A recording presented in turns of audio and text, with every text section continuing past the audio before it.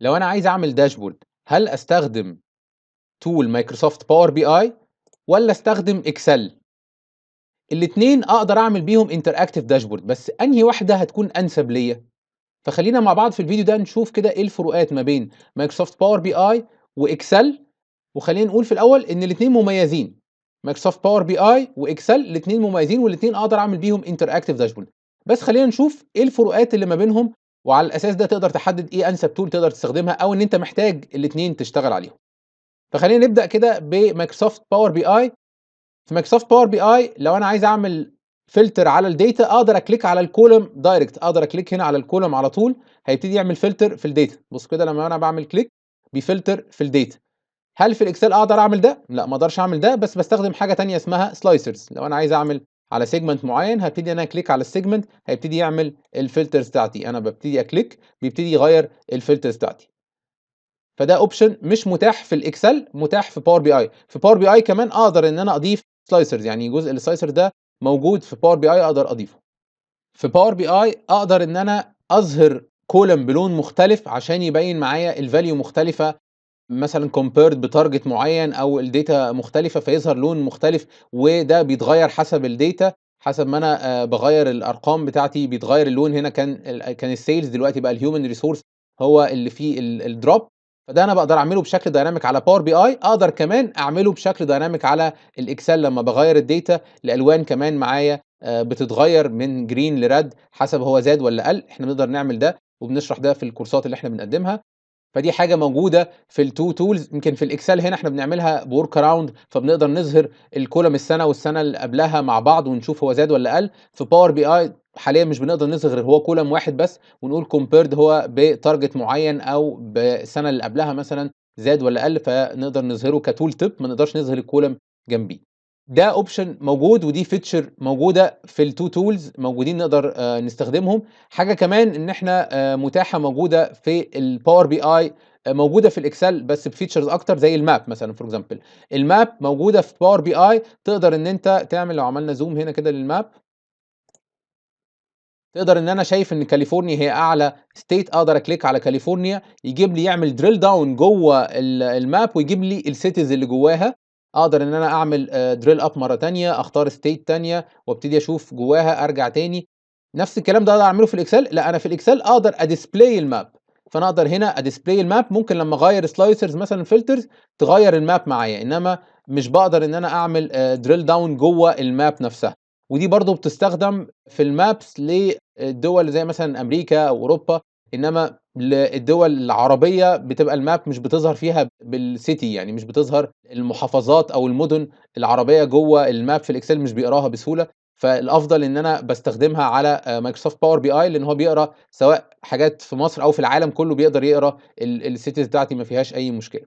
خلّينا نتكلم على سهولة إن أنا أcreate dashboard. خلّينا نشوف كده لو إحنا هنcreate chart مثلًا، فأنا هاعمل page جديدة وهاجي هنا أcreate chart. فأنا عايز أعمل for example category وsales. category هادوس على category وهاختار sales، وهابتدي إن أنا أشوف إن أنا الdata بقت عندي في صورة table.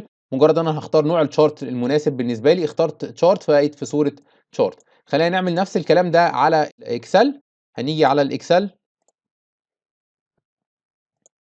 عشان نعمل الdata بتاعتنا محتاجين الأول نعمل pivot table، فبنعمل insert pivot table. وبعد ما بنعمل pivot table بنبتدي نفس الخطوات هنلاقيها موجودة عندنا. لو جينا اخترنا برضه category هنختار category وsales، وهنيجي على analyze وهنختار pivot chart وهنختار الchart. فنفس الخطوات تقريبًا، بس هنا في steps أزيد شوية، إن أنا عملت pivot table الأول وبعد كده عملت من خلاله الchart. طب أنا عملت دلوقتي chart، لو أنا جيت عملت chart واحدة تانية segment مثلًا وsales، الtwo charts هيبقوا مربوطين ببعض direct على طول. بمعنى إن أنا باكليك على الchart بيبتدي يreflect في الchart اللي بعدها، باكليك على الchart يreflect في الchart اللي بعدها، وأقدر أحدد إذا كان الreflection ده يكون عن طريق إن أنا أعمل الdata تبقى يحصل لها highlight والّا يحصل لها filter. فأنا باقدر إن أنا أقول له اعمل filter أو اعمل highlight. هتلاقوا هنا باغيّر وبيغيّر الdata automatic على طول. زي ما قُلنا الoption ده مش موجود في الExcel، أنا هنا لازم أcreate slicer، أcreate pivot table تاني زي ما عملنا الpivot table الأولاني. ممكن نعمل copy ونعمل pivot table تاني. وفي الpivot table التاني ده أنا مجرد إن أنا هاحط بدل category هاحط segment وهcreate عليها chart. فهنا دلوقتي عندي 2 charts. عشان أعمل filter محتاج إن أنا أقف على pivot table واختار insert slicer وابتدي أعمل slicer الdata بتاعتي. فأنا هنا هاجي مثلًا أعمل slicer بالcategory، فيبتدي الslicer يعمل الfilters تشتغل معايا على الchart. فهنا تقريبًا نفس الsteps، بس هنا في ميزة زي ما شُفنا قبل كده إن إحنا نقدر نكليك على الcolumn نفسه ويعمل filter للdata، ودي طبعًا feature مش موجودة في الExcel. حاجة من المميزات برضه اللي موجودة جوّه Power BI إن الdashboard دي إحنا شُفناها كده دلوقتي هي available معايا على Power BI desktop، ده الdesktop اللي إحنا بنcreate من خلاله الdashboard. لأ، هي كمان available معايا على Power BI service أو اللي هو الcloud، إن أنا أقدر إن أنا أفتحها من أي مكان عن طريق دخولي على powerbi.com، باخش بالuser name والpassword بتوعي، أقدر إن أنا أفتح الdashboard من أي مكان وأقدر إن أنا أشوفها. مش محتاج إن حد يبعت لي file Excel، مش محتاج إن حد يبعت لي الupdated file. هو already الdata دي بيحصل لها update بشكل أوتوماتيك، بيحصل لها refresh بشكل أوتوماتيك. عن طريق إيه؟ عن طريق حاجة اسمها scheduling. يعني إيه scheduling؟ يعني أنا دلوقتي كل يوم ممكن مثلًا عندي لغاية 8 مرات في اليوم أقدر أعمل refresh للdata. ممكن كل يوم الصبح بدري أعمل refresh للdata، سواء أنا باقرا الdata دي من Excel أو من database، أخش وأعمل refresh للdata. فالشخص اللي هيفتح الdashboard مجرد على طول إن هو مجرد إن هو يفتح الdashboard هيشوف الdata updated على طول. مش محتاج إن أنا أبعت له فايل على الإيميل، أو مش محتاج إن أنا أبعت له Excel sheet دي الupdated Excel، أو إن أنا أعمل فيها أي update. هو أوتوماتيك هيحصل ده. وكمان نفس الداشبورد اللي هو بيشوفها دي هيقدر يشوفها على الموبايل. طب هل في الإكسل نفس الداشبورد اللي أنا باشوفها دي أقدر أشوفها على الموبايل؟ أقدر أشوفها على الموبايل، بس هنا الفكرة كلها إن السلايسرز ما بتظهرش على الموبايل. فهيبقى عندي الداشبورد، لو افترضنا إن أنا عندي داشبورد زي دي، الداشبورد دي موجودة بس مش موجود السلايسرز على الموبايل. فهنا هيبقى في اختلاف ما بين الداشبورد اللي موجودة على اللابتوب أو الديسكتوب والداشبورد اللي موجودة على الموبايل. في باور بي اي هتقدر تشوف الداشبورد كلها، لو في سلايسرز هتقدر تشوفها موجوده عندك على الموبايل. انما في الاكسل السلايسرز مش بتظهر، بتبقاش موجوده على الموبايل. في باور بي اي في فرايتيز اكتر في الشارتس اكتر من الاكسل، والشارتس كمان هتساعدني ان انا اقدر اطلع انسايتس بشكل سريع عن طريق استخدام شارت زي الريبن شارت، او استخدام السكاتر. فيها فيتشرز اعلى من اللي موجوده في الاكسل. التري ماب موجوده في الاكسل بس فيها فيتشرز في باور بي اي اعلى من اللي موجوده في الاكسل. في تشارت زي الديكومبوزيشن تري تقدر تعمل بيها روت كوز اناليسيز.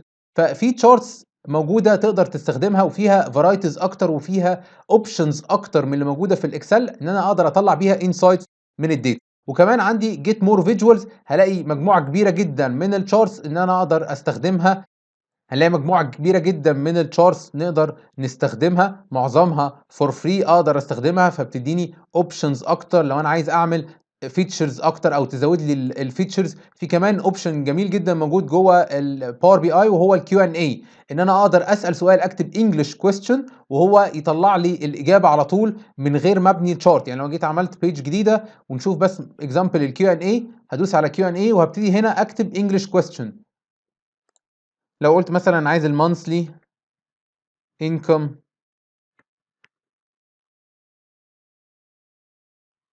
by department، فابتدي اختار monthly income by department، على طول هيجيبها لي في صورة chart. فأنا مجرد كتبت question وهو جابها لي على طول في صورة chart. أنا ممكن أعمل page للtop management يكتبوا فيها الأسئلة بتاعتهم ويطلّع له على طول الchart. وإحنا شارحين الموضوع ده في الcourse إزاي إن أنا الQ&A إن أنا أستخدمها، وeven لو استخدم كلمات مش موجودة عندي إزاي أقدر replace الكلمات دي بكلمات يقدر يفهمها Power BI أو تقدر تبقى موجودة عندي في الdata بتاعتي.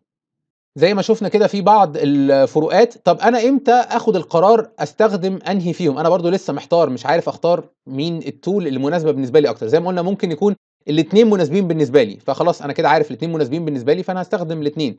طب أنهي tool أكتر مناسبة؟ بترجع لحاجتين. أول حاجة لو أنت في الشغل عندك بتستخدم Power BI أكتر من Excel فاستخدم Power BI. لو أنت في الشغل عندك ما عندكش Power BI خالص، عندي Excel بس، يُفضّل إن أنت تشتغل على الإكسل. طب لأ، أنا عايز أطوّر من نفسي وأبقى أنا عارف tool جديدة، فممكن ساعتها تشتغل على Power BI. لإن أنا دايمًا محتاج أعمل practice كتير، محتاج إن أنا أشتغل على dashboard كتير عشان أتقن وأطلّع dashboard بشكل professional، فمحتاج إن أنا أشتغل عليها كتير. فلو هي موجودة في شغلي لو فرضنا ان انا في شغلي عندي اكسل، فهاشتغل على الاكسل كتير، فهاتقنه بشكل كبير، فهاقدر ان انا اعمل داشبوردز وتطلع بشكل بروفيشنال وشكل احترافي، واقدر ان انا اوصل المعلومه بتاعتي والمسج بتاعتي بشكل اسرع للمانجمنت وتفرق معايا في شغلي. طب لو انا ما عنديش في شغلي باور بي اي، زي ما قلنا ساعتها هيرجع ليا بقى القرار ليا انا، هل انا عايز اطور من نفسي واستخدم تول جديده ويبقى انا عارف تولز مختلفه مش بس الاكسل، اقدر ان انا استخدم باور بي اي، او انا في شغلي هم اصلا بلاند ان هم يجيبوا باور بي اي، فانا عايز ابقى انا مستعد، او انا اوريدي يعني عندنا في شغلي في باور بي اي فعايز اطور من نفسي فيه.